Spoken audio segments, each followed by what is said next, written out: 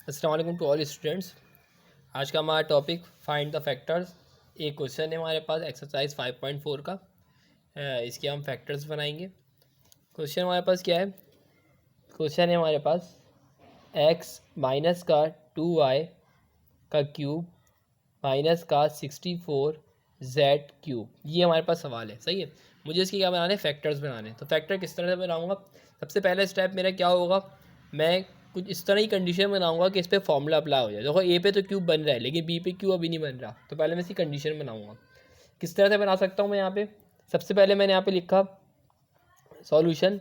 Solution लिखने के बाद मैंने यहाँ पे लिखा एक्स माइनस 2y का हो गया क्यूब, मतलब ये पूरी वैल्यू ए का क्यूब है। ठीक है, ये तो सही है। माइनस का साइन है, माइनस लगा दिया। अब 64 आ गया है।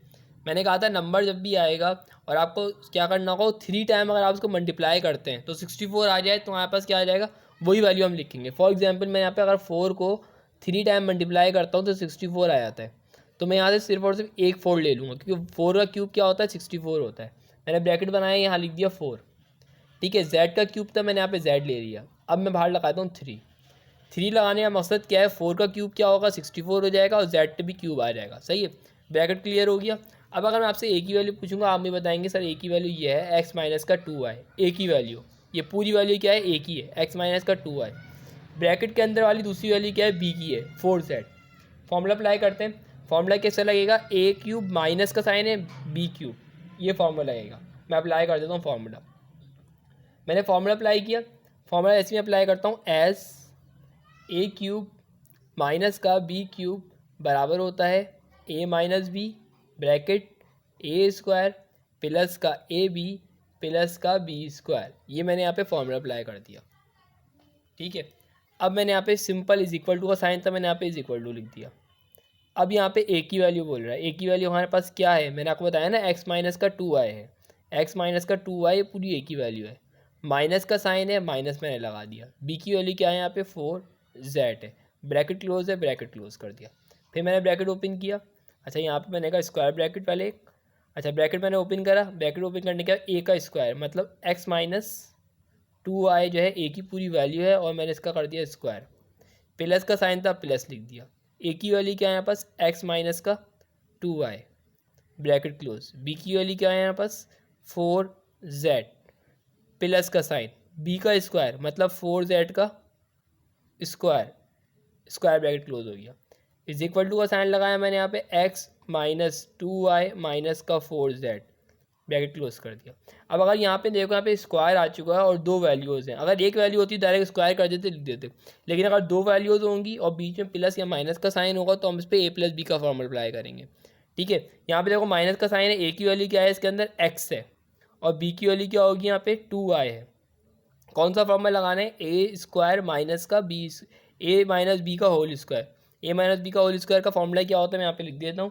ए माइनस बी का होल स्क्वायर बराबर होता है ए स्क्वायर माइनस का 2ab प्लस का बी स्क्वायर।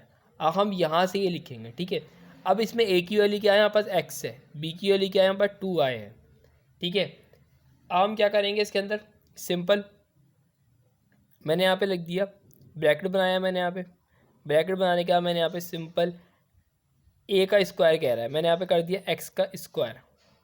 माइनस का साइन था, माइनस लिखा, 2 लिखना था 2 भी लिख दिया। ए की वैल्यू यहाँ पर एक्स है, बी की वैल्यू क्या है यहाँ पास 2y है।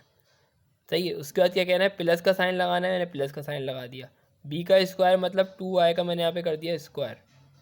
ठीक है, ये पूरा वैल्यू इस फॉर्मूला अप्लाई हो चुका है। सही है, अब मैंने यहाँ पे क्या लिखना है, प्लस का साइन है यहाँ पे, ये फॉर्मूले पे अप्लाई हो गया। प्लस का साइन था, प्लस लिख दिया मैंने यहाँ पे। ठीक है, ये प्लस यहाँ से आ गया।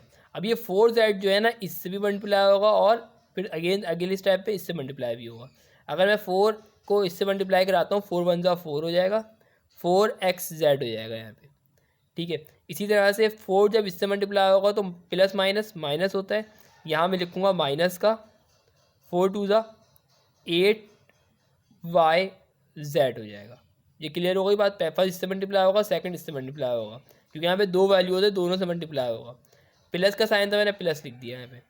ठीक है, मेरे पास यहाँ पे जगह नहीं है, इस वजह से मैं नीचे कर रहा हूँ। यहाँ पे 4 का स्क्वायर क्या होता है, 4 को 4 से मल्टीप्लाई कराऊंगा 16 z का स्क्वायर हो जाएगा यहाँ पे। ये हमारे पास क्या हो जाएगा, ब्रैकेट क्लोज हो जाएगा।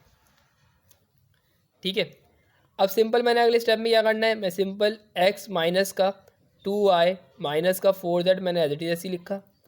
यहाँ मैं क्या करूँगा, x का स्क्वायर क्या होता है, सिंपल x स्क्वायर लिख दूंगा।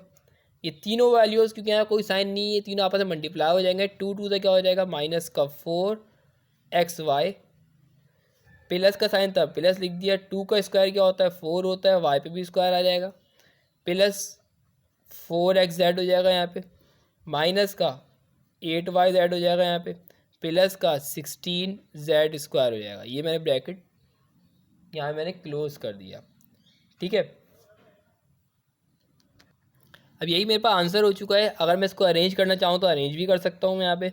x माइनस का 2y माइनस का 4z मैंने एज इट इज ऐसे लिखा।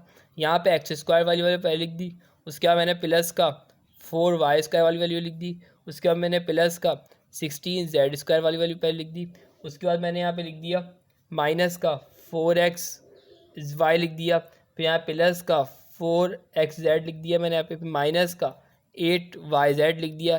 ये मेरे पास आंसर हो गया। अरेंज करना चाहो तो मैं इसको अरेंज भी कर सकता हूँ, ठीक है। Thank you.